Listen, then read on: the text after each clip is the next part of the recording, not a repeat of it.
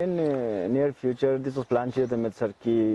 लेना करगिल चिक सों से दिस बिल्कुल मेरा बिल्कुल प्लान है मेरा वो प्लान है आप इस्लाम में अखलाक रखिए हम बुद्धिस्ट ना ये ना सुल्टिम शुंगन सुल्टिम ना अखलाक ने तो बुनियाद चावल सुल्टिम ना अखलाक है ना ले तो यो फिर इट इज साइंटिफिकली ये दांग दिख लू एक डिस्पिन वाले तो ये ना तांग सुन लीजिए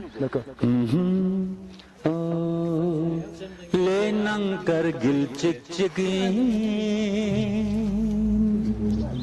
शाठकरुस चिक चिकी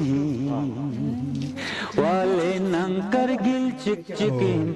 जल रब चिक चिक चिकी सरताज हिंद यूटी लदा सरताज हिंद यूटी लदा जागरा में सिर्फ दिन यूटी लदा अरले नंग करगिल चिक चिकिन यूटी लदा एक अंतरा सुन चंगतांग तांस्तेले छक्पा लेना करगिल छक्पा चंगतांग तांस्तेले छक्पा वाले ना तांस्ते करगिल करगिल न तांस्ते स्कर दो छक्पा चिक चिकिन ngataang चिक चिकिन ngataang चिक चिकिन आवाज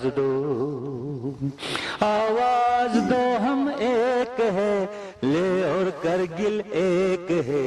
चिक चिकी ले नंग करगिल चिक चिकिन यूटी लदा